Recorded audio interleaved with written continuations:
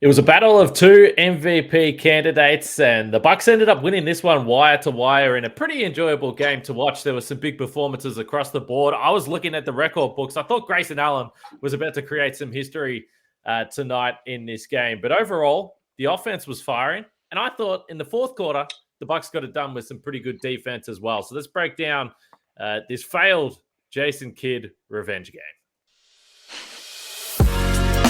You are Locked On Bucks, your daily Milwaukee Bucks podcast, part of the Locked On podcast. You are locked.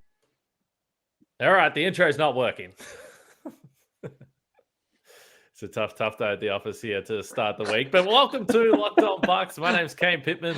You can see and hear me on this show Monday to Friday, and also find my work over at ESPN alongside me, the founder of brewhoop.com and longtime voice of the podcast, Frank Madden, for today's episode that is brought to you by Prize Picks. First-time users can receive a 100% instant deposit match up to $100 with the promo code Locked On. That's prizepicks.com, promo code Locked On. And we thank you for making Locked On Bucks your first listen or first watch of every day. And shout out to everyone that jumped on the live podcast the other night. Frank, I was telling you about this. It was pretty cool, in all honesty. So if you subscribe to YouTube, we'll do more live podcasts now because I've got a little bit of faith that we can push through and make it a lot of fun. But everyone's in the stream. You can put up comments on the stream as we're doing it and go through, and people can ask questions. So it was a lot of fun. And thanks to everyone that joined. I was surprised how many jumped on late notice, but it was good fun. And we'll try and drag Frank on there. Frank, I reckon if we did a live podcast, it might go like 90 minutes or 2 hours or something like that. I don't know what you're trying to insinuate, Kane, but people want to talk to Frank Madden, obviously. Yeah, obviously. It's funny. Kirk Henderson, old Dallas Mavericks blog buddy of mine, he was just messaging me about he runs Mavs Moneyball and of course podcasts every game. They do the Spotify Green Room thing or whatever it's called now, Spotify Live, and they will do like marathon post game live podcasts, sometimes like 2 hours or something like that, and they refer to it as group therapy. When I don't know if they always call it group therapy or only when the Mavs lose, but I know they've been having some frustrating times in Dallas these days. Our old friend Jason Kidd rearing his head and doing Jason Kidd type things, but fortunately, we moved on to the Mike Budenholzer era, Kane Pittman, and some hits and misses at times. But gotta say, year 5 of the Bud era, feeling really good about it. And tonight, Mavs come in on the second night of a back-to-back. They had a pretty grueling, close loss in Toronto last night. So, I'm sure they can look at it and say, oh, it's kind of a schedule loss coming in here to Milwaukee with the Bucks having a rest advantage. But, just looking at the 3-point shooting numbers, right? Like, I don't think you look at a team coming in with heavy legs as being, oh, they're going to shoot the lights out. But ever since that game, remember 2 years ago when Denver came in with Jokic and like half the team hurt, and they came in and on a second night of a back-to-back in similar circumstances, with missing all these dudes, and they just shot the lights out against the Bucks and just blew the doors off the Bucks in Milwaukee. And ever since that, I'm like always just very wary of these like, breast advantage, like you're gonna win type games. I'm always just like, all right, I'm a little nervous because you're supposed to win this game. And tonight, Dallas, one of the big times for the Mavericks has been, well, they don't, Luka creates all these shots, but these dudes can't hit open threes. Well, tonight, 17 out of 41 from 3. The second best shooting performance of the year against the Bucks from 3-point range. Similar numbers to the Chicago performance, but I would say somewhat different circumstances. And fortunately for the Bucks, they matched that with 17 out of 37. And as you mentioned, Grayson Allen kind of leading the way with his 7 threes and that monster first half to kind of keep the Mavericks at bay. And Dallas got within, I think, 86-85, and then Javon Carter hit a not very easy step back 3, and Giannis kind of got going a little bit, and fortunately that was it. And again, Mavericks not in a great spot right now. Whatever excuses you might want to make, they're still a good team. They won this game last year in Milwaukee. and with Luka, they always have a chance. But I thought they did pretty good job on Luka tonight. 27 points on 20 shots, 6 turnovers. I think you live with that and bank another win and move to 14-5 on the year. They did, and 14-5. We keep saying it, but it is a pretty remarkable record. You've still got Chris Middleton sitting on the bench. A few people tweeted out this stuff, but Chris Middleton hasn't played a game. Pat's obviously missed 16. Joe Ingles we knew, but he hasn't played. Drew, Giannis, these guys have all missed games. And it did feel that tonight was one of the first nights where offensively, I know Grayson Allen, it helps when you hit the threes, and it feels like everything's firing. Offensively, the assist numbers are up, but you get 6 guys in double digits on the night. You have 28 assists. You get 50-plus points in the paint on top of the three-point shooting. So I thought it was going to be an interesting challenge defensively because I don't know how many of these teams the Bucks have played this year so far that you come in expecting that they're going to fire heaps of shots from 3. There's been a lot of teams that the Bucks have played that are pretty low-volume three-point shooters. The Mavericks aren't that, mostly just by nature of Luka doing everything and then other guys standing around and shooting threes, and they've got some decent shooters in this team. But on a night where the Bucks needed the offense, I thought Drew Holiday, Marcus Johnson kept mentioning it on the broadcast, but he looked like he was moving really well. And then, as you mentioned, Javon Carter, who made shots in the last game, and then Bobby Portis, who still can't hit a 3, Frank, 1 for 5 from 3 on this night, but I thought one of his good games offensively as well with being able to score in other areas. So I just thought offensively to have 70 points or 73 points or whatever they had in the first half, one of the better offensive performances outside of Giannis just physically dominating everyone on the opposition. Yeah.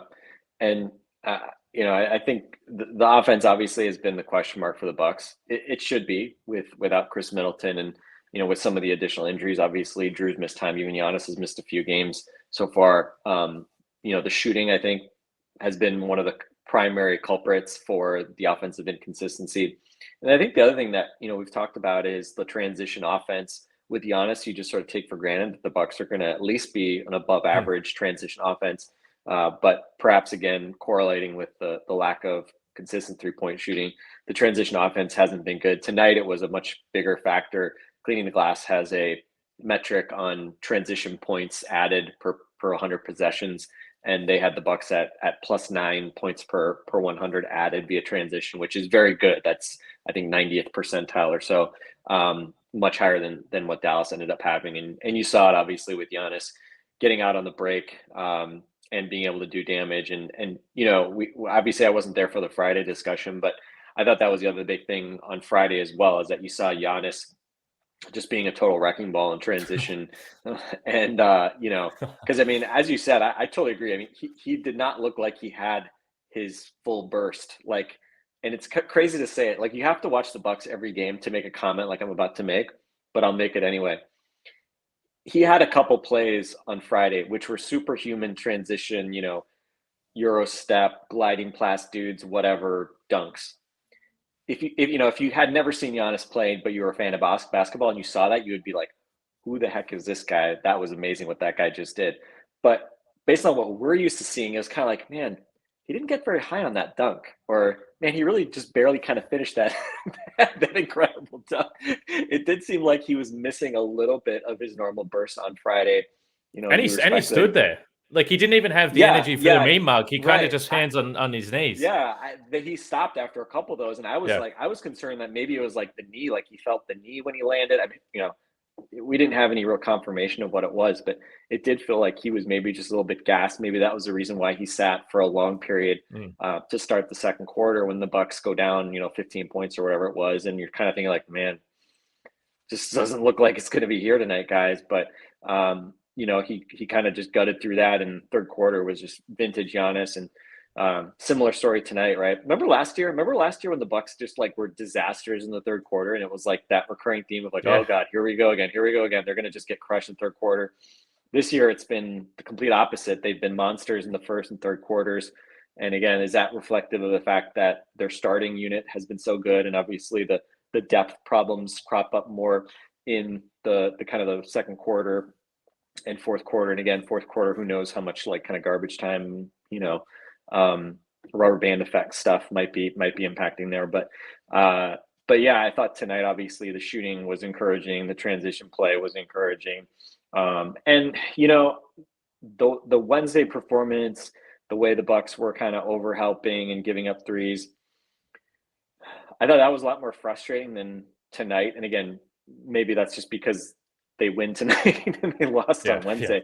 But Luka is just such a tough matchup, especially with the Bucks in their current form, missing the wing depth that they have, like not having a lot of size on the wing right now. Starting that basically 3-guard lineup that you have when you're going against smaller guards, like when the best player on the opposite team is a point guard, you don't really feel it as much. But when it's a guy like Luka, who again is a 1-of-1, right, who's 6'7", 250 or whatever the heck Luka is, Drew Holiday, as strong as he is, it's hard for him, especially with the way that they screen. And I thought we saw obviously them try different looks against Luka. He was kind of getting downhill and screen rolls. We saw a couple lobs in the first quarter. And then as the game went on, the second half, we saw more of the switching. And, even when Luka hit some shots, I thought the switches generally were executed pretty well as far as, Bobby, even Brooke had some pretty good possession, staying down and reading Luka's footwork and not giving him at least the ability at like a blow by or a really easy basket. He still hits some fadeaways and some shots where you just kind of tip your cap. But overall, I think it was sort of one of those things. Both teams, it felt like you're just waiting for, which team is going to start missing shots. And it did feel like, one of the advantages that when one of the things that when the Mavs really kind of got going was, it wasn't just that guys were helping off when Brook Lopez was manning the middle. The problem was Brook Lopez was having to defend on the perimeter a fair bit because of the way that they can stretch you out, right? They started Christian Wood to start the third quarter. So without Josh Powell, Brook can't camp out in the middle of the lane. And so you saw a couple times Brook got kind of caught out there, not against Luka, but against Christian Wood using a pump fake and driving for a dunk, or, Maxi Kleber, guys that at least have a little bit more mobility. And so when Brook is just having to defend his man out there, just creates a little bit different dynamic, and I thought created some challenges. And again, I thought as well in the first quarter, it seemed like when Brook got his first two quick fouls, it seems like they were a little bit out of sorts. And it's like the game plan, they weren't ready to have to defend with Bobby and Giannis as the bigs necessarily to start the game with Brook getting those early fouls. So, again, Luka's just so good. And tonight, I'm sure he was a little tired, but I thought the Bucks did a pretty decent job against him, gave him different looks. And again, I was a little curious, like, given the way that they've tried to not help a lot, it's not like they were double teaming him and trying to get the ball out of his hands all the time. Like that's what Toronto was doing last night. And obviously the Bucks were trying to play more, I don't want to say straight up, but a little bit more honestly to try not to give him the ability to just pick guys out for easy shots. But, he still puts up double-digit assists. And, and again, his teammates have generally not hit a lot of shots for him. Tonight they do. But net, again, you just kind of look at it, you're like, all right, well, they had a pretty, call it above average shooting night for sure. And you still end up winning pretty comfortably. Needed to hit a lot of threes, but whatever, against a team like that, I think we saw why that team was so explosive offensively a year ago, and why I think they're going to be better offensively kind of over the rest of the season, maybe if they haven't hit their stride just yet. Yeah, and the Bucks, it doesn't feel like, anyway, I don't have the record in front of me, but it does feel like the Mavericks have been a team that they've done pretty well against Milwaukee over the last few seasons, that's for sure. More on the defense. We mentioned Drew Holiday, but we can talk about it a little bit more after I talk about our sponsors, Turo, which is the world's largest car sharing marketplace. With Turo, you can book any car you want, whenever you want it, from a community of local hosts. Browse a huge selection of vehicles for just about any occasion or budget across the UK, US, Canada, and Australia. That's good. It said coming soon last week, so that's great news for all our friends in Australia. So book a spacious SUV or minivan for a family road trip. Find affordable economy cars if you're on a budget like me and just need to get from A to B. So test drive that new electric vehicle you've had your eye on, or whatever you really need. You can find it at Turo there. Every trip is backed by liability insurance. Terms, conditions, and exclusions apply. Forget boring rental cars and find your drive at Turo.com. Also, check out the Locked On Sports Today podcast after you're done with Locked On Bucks. And we know Locked On Bucks is your first listen of every day, but for your second listen, check out Locked On Sports Today. From the games that matter to the biggest stories in sports, go beyond the scoreboard and behind the scenes with local experts and insights only Locked On can provide. Locked On Sports Today, available on this app, YouTube, and wherever you get your podcasts. So they gave up 19 points in the fourth quarter. So this was the interesting thing. So I thought a pretty pivotal stretch in this game because, as you pointed to, which team was going to miss shots first or which team was going to be able to create the real separation. Now, the Bucks won wire to wire, so it feels like it should have been more comfortable than it was. But with the scoring power with Luka Doncic, you're like, okay, this could still get pretty hairy in the fourth quarter. Giannis sits the first minute or so of the fourth, and they go on a 9-1 run in that stretch, and all of a sudden, an 8-point lead. I think it got out to as many as 16. Dallas called time, and you're like, okay, this is a comfortable position we want to be. And then I thought that the defense, and Drew Holiday, you mentioned that it's a difficult matchup for him, but he just had a couple of possessions. There was one possession in particular defending Luka where his ability to navigate, I think it was Bertans who was trying to set the screen, and Drew Holiday spun. He does this spin move to go over the screen. He does that. Then next one, he hopped under the screen. Then Bertans tripped over his own feet because he's just a little bit of a clumsy, tall man. And Drew Holiday was able to poke the ball away. They get the steal, then he hits the three down the other end. And that was just one possession from Drew, but he had a couple of other times where Christian Wood saw him and said, I'll be able to post up this fella, this little guy. This will be easy. And Drew it forced him into missed shots, poked the ball away.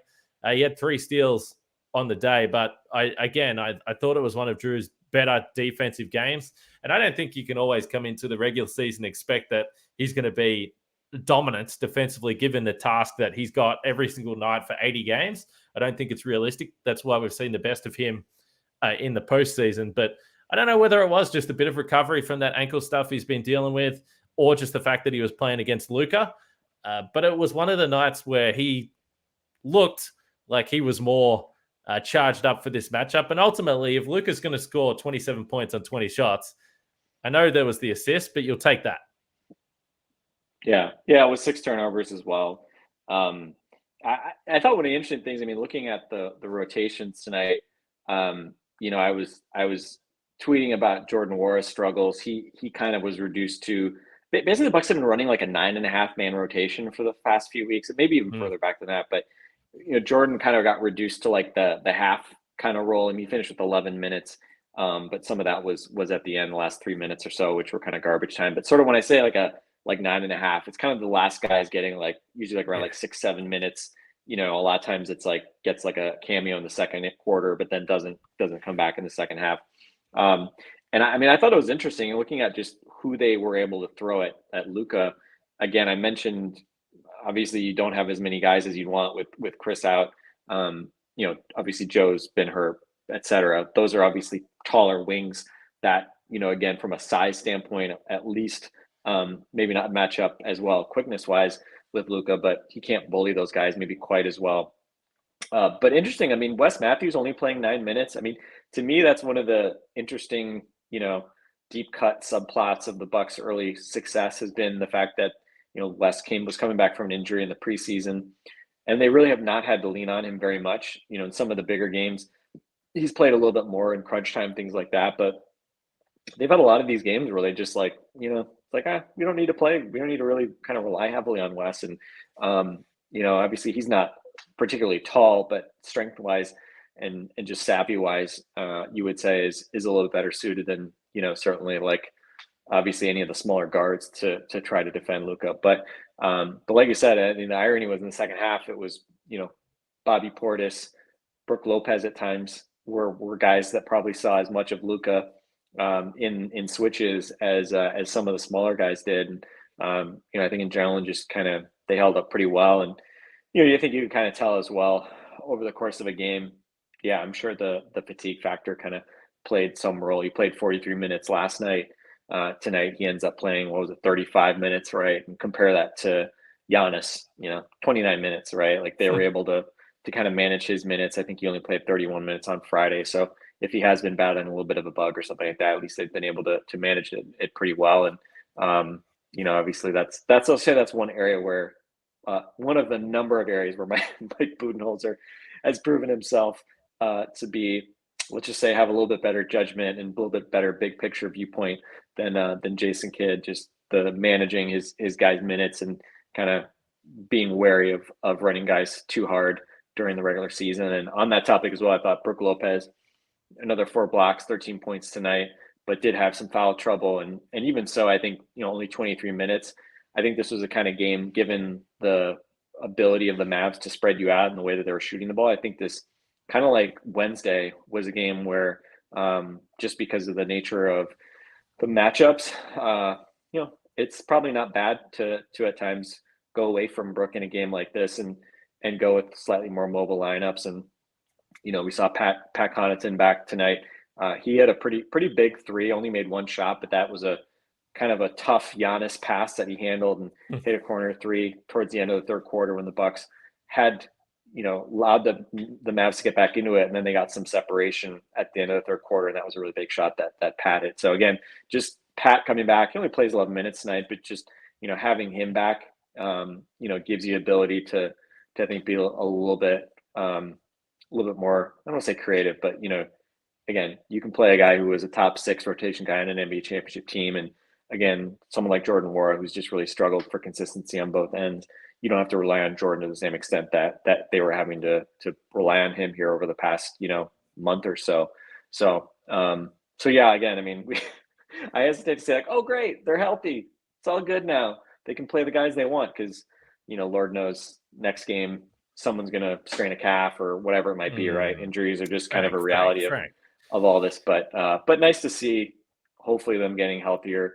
And now obviously just the big question is, when do we see Chris Middleton? And I don't think any of us have any definitive answers on that, but we know obviously our friend Eric and others have kind of been asking Bud at every turn and kind of figuring out what he's been doing. And they're obviously not being too forthcoming about that, but we know he's been getting quote unquote assigned and then recalled from the herd to do practices along with a lot of times Marjan. I think Thanasis was included in that the other day as well, which pretty much just means the herd comes down to Milwaukee.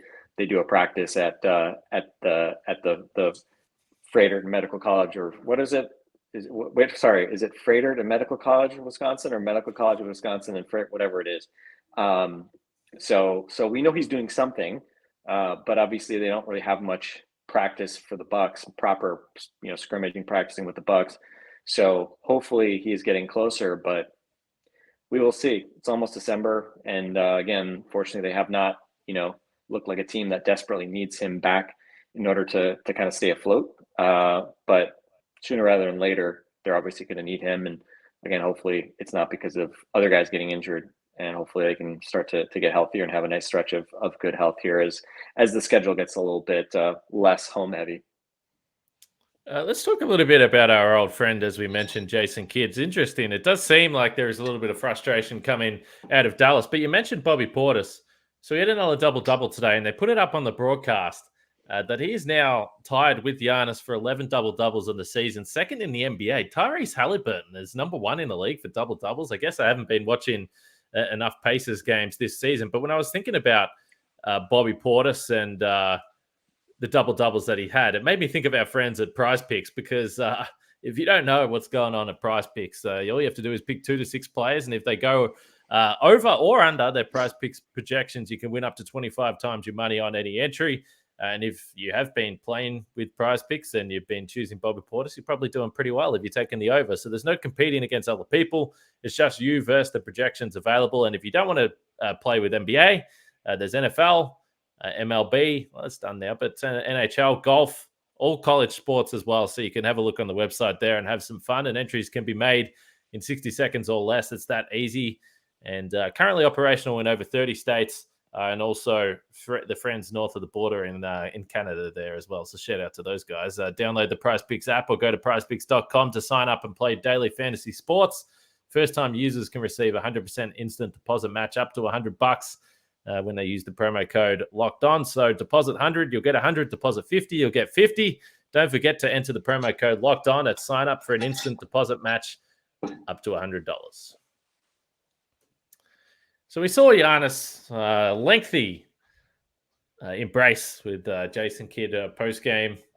Jason Kidd has plenty of things to say, just a little whispering in his ear with a few words of advice. I can't imagine what he was saying there. But it's interesting. Year 2 in Dallas for Jason Kidd. And we've been through the year 2 Jason Kidd experience. And Dallas had a pretty decent year last year. Obviously surprised the Suns in the postseason. But they've been middle of the pack. I don't know when I look at this roster, though, and I've watched a fair bit of Dallas because I have a keen interest in young Josh Green playing for the Mavericks this season. But, I mean, they lost Jalen Brunson. They just don't have a lot going on in terms of guys outside of Luka Doncic that can create anything. We've watched this Bucks offense and sat back and said, geez, they're short on creators. They're looking like prime San Antonio beautiful basketball Spurs on offense compared to what the Mavericks can dish up outside of the brilliance of Luka Doncic. It's an interesting team that Jason has to figure out what's going on out in Dallas. Yeah, I think the big thing, and I was talking to, again, Kirk Henderson, and I follow Kirk on Twitter. So, I mean, I actually follow a number of Dallas people. So I feel like I'm well from afar. I'm not in the weeds of the Mavericks or like that, but I'm at least following what kind of some of the main, like Tim Cato and Kirk and my friend Andrew Tobolowsky, who's written about the Mavs for Mavs Moneyball as well. And I think the big existential challenge they have right now is like, I don't think they can. I think there's like a debate about like how good should the Mavericks actually be, and I think there's obviously some parallels between year 1 in Milwaukee. He comes in, Bucks go from a 15-win team to a 41-win team. Oh, it's going to be a hockey stick improvement. Next year, let's win 50 games, right? Like that's kind of naturally how people tend to think. And obviously the second year, then there was the regression. I think for Dallas, obviously, they were a pretty good regular season team. It's not like they were incredible. Obviously the West is a tough place to, it's tough to finish top 3 in the West. But last year you go all the way to the West Finals and, of course, you don't sit back and say like, well, but we weren't really that good. But as you said, I mean, you lose Brunson, who obviously was really big for them during the regular season and the playoffs. And I think that's just that question. Like, well, how good is this team really supposed to be? And I don't think anybody was really picking them to be a top 3 seed necessarily coming into this year. But I think offensively, I mean, my general feeling is, I mean, I feel like Luka is so good, and he has taken another step forward this year. I mean, he's shooting higher from 2-point percentage than Giannis is right now. Like, he's at like 61%. Giannis is, I think, a little under 60%. He is just a machine. He hasn't even shot that well from 3 this year. But he is, to me, a kind of an offense unto himself. And I mean, I think you kind of look at this team overall, and it's like they're actually really not that different when you look at their statistical profiles. I'm looking at them on Cleaning the Gas right now. Last year, offense 114.1, 12th. This year, coming into tonight, 114.1, 11th. So the offense has been pretty much the same, which again, you would probably say, well, that's just Luka just carrying them even more this year with Brunson gone. And then defensively, last year they were 8th at 110.3. This year they're 9th at 111.2. Obviously, it'll be a little worse after tonight. But that was kind of the thing to me that was the most surprising last year. Is I was surprised that they were as good as they were defensively, right? They were better defensively than the Bucks.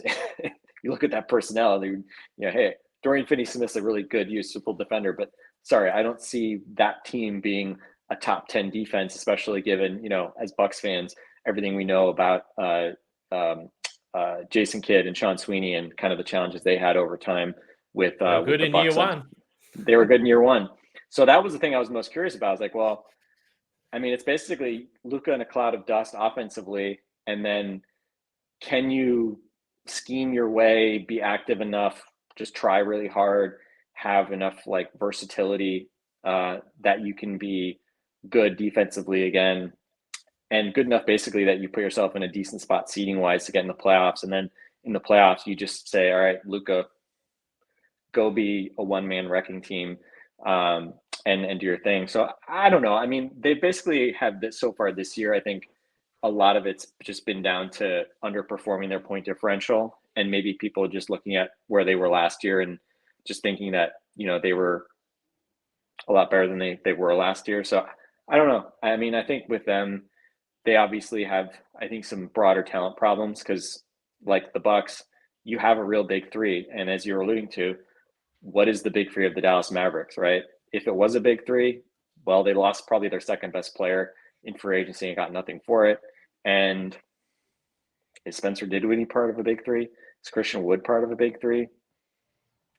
Those dudes just feel a lot more like, your fourth and fifth best players on great teams than numbers 2 and 3 or whatever it might be, right? And so I don't know. They just seem like kind of a mid-table team that you're just going to hope that when you get to the playoffs that you can just catch lightning in a bottle with Luka, have some things go your way, and and just really ride him. And again, Luka may be the most dangerous, especially offensively, the most dangerous playoff offensive player, right there with someone like Steph. I think just because of the shooting, he's probably offensively better than Giannis in a playoff type scenario, especially given some of the inconsistency Giannis has shown shooting and fouls and things like that. But I don't know. I don't really feel bad for them. Let me say that. And I think as well, like what they're feeling as well as frustration, because Jason Kidd does not care about the media being able to explain what's going on. He does not care about giving fans explanations for why things are not going well. He doesn't care about whether he looks like a jerk or whether he can provide answers that make it seem like he knows what the heck is going on. And that's very frustrating and annoying. And I think, it also just makes you wonder, like, what's really going on with the coaching staff? Do they have answers? What are they really thinking? What are they really going to do about some of the challenges that the team has? And, again, some of their challenges I think are just more roster based. So it's not really necessarily a coaching thing per se, but, they have definitely, I think, look, they're are they under 500 now? I think they're 1-7 on the road. Obviously they're not where they want to be. And anytime you're underachieving with Luka, I don't know, we'll see, right? At some point, if they don't kind of get it together, there's always going to be whispers at some point if they don't have team success about how does Luka feel about it. And so we'll see. Have fun with Jason Kidd. That's all I can say. Because the more frustrating things get, the more annoyed and the more annoying he is going to be. And again, as a fan, that's not a lot of fun. He was asked the other day what the Mavericks can do with Luka being trapped more and double teamed more as the ball handler, and Kidd kind of scoffed at the question and then said, well, I don't know, maybe make some more shots. Other than that, I don't know what else you can do about it, which is exactly what you're talking about, which clearly he's been a smart ass, but the fans do not want to hear that. They don't want to hear that you're just out of ideas and you're just being kind of dismissive of any questions that come your way. But that's the Jason Kidd experience. So we'll see what happens in Dallas. And it does tie into what's going on with the Bucks, though. When you talk about the high usage players in the league, Giannis actually has a higher usage percentage than Luka right now, which is hard to believe. But it's, again, Chris Middleton isn't playing there. And I think we've seen historically with guys like James Harden and probably Luka, they carry so much of a load through the season that perhaps fatigue is a factor later in the season. And we've been discussing that with Giannis and why it's important that sometimes his minutes can be reduced a little bit there. So it'll be fascinating to see what happens with Luka either way. The Bucks have got 2 days off and then they're in New York. They play the Knicks. It's always fun to see the Bucks and the Knicks play at Madison Square Garden, and maybe Giannis can add another highlight to his list of highlights at the Garden. So we'll have a couple of podcasts before that game. We might sneak in another live. We'll see how we're feeling. I'll keep you posted. But if you subscribe on YouTube, can we talk about Giannis for just 1 minute? Because I feel like we didn't talk about him at all before we go. 33. Well, we're 34 minutes in, and I'm really told very strongly to not make it more than 30. So make it quick. Not a world-beating performance. Gets the 2 early fouls. The 2 early fouls, I was livid, Kane. I was livid about the 2 fouls. The first foul, it looked like the defender was like trying to basically like keep him from going to a ball that was just bouncing. And he kind of just like ran around him and got the ball. And I'm like, why is that a foul? I have no idea why a foul call was called on that. And then the second one makes my blood boil. The sort of Tim Hardaway sliding, not set, complete bullshit offensive foul in transition called by Lauren Holtkamp, who's probably my least favorite NBA referee. Every year I feel like she does a few games and stuff like this happens. Again, why are you rewarding guys who are not trying to play defense? They're not set. Giannis was not like just bowling over a guy who was just planted stationary. Terrible call for a second foul. And thankfully, though, serenity now, Kane. Serenity now. Giannis got it going a bit in the second quarter. And in the third quarter, he really got loose. Again, transition, kind of a similar run to what he had on Friday. Didn't have the fun three-point shooting as we saw on Friday. But probably the other big piece here is that second straight game where the free throw shooting was good. He hits his first, I think, 6 or 7, finishes 8 out of 10. And I swear, the only thing I'm annoyed at this free throw routine is how long it was taking. I counted, he was at like 15, 16 seconds, and I think his third and fourth free throws. And you could hear someone on the mic from the Mavericks like complaining about just how much time he was taking just before he got into his routine, like just like grabbing, holding the ball, and literally just like 6 or 7 seconds, just taking, meditation, yoga, deep breaths, whatever. I'm curious if somebody like the refs like told him like, hey, speed it up or something, because after those first 4 free throws, he got it a lot. He was doing it much more quickly and was probably around 10, 11 seconds. Scotty and Foster. Thankfully, yeah, Scotty Foster, somebody whispered, was like, dude, wrap it up, But anyway, the good news is like mechanically what he's doing right now, where he's, not doing his pre-shot routine, he's holding the ball, and then he's basically kind of doing his dip load up from instead of like getting to a crouch as he prepares and then shooting, he's basically getting going from vertical and then going down and just crouch into a shot in one motion. Obviously, it's working pretty well, and he doesn't need to take 8 seconds of deep breaths in order to do it.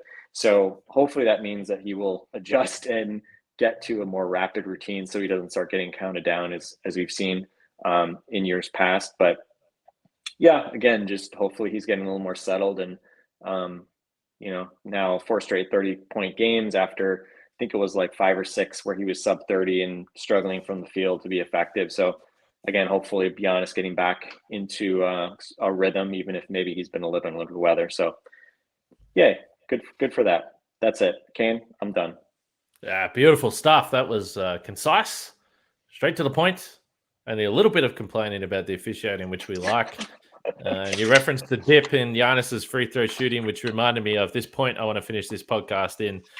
Shout out to Booty Lopez for drawing a 4-point play with his caboose, as Marcus Johnson referred to it as on the broadcast. That was great stuff from Brook Lopez. So, all right, we'll be back the next couple of days. Bucks and Knicks. Thanks for listening. Subscribe and jump in. Let us know your thoughts, all those types of things. We appreciate it. I'll be scrolling through the comments, replying to all you sickos over the next 24 hours. We appreciate it, and we'll speak to you all tomorrow.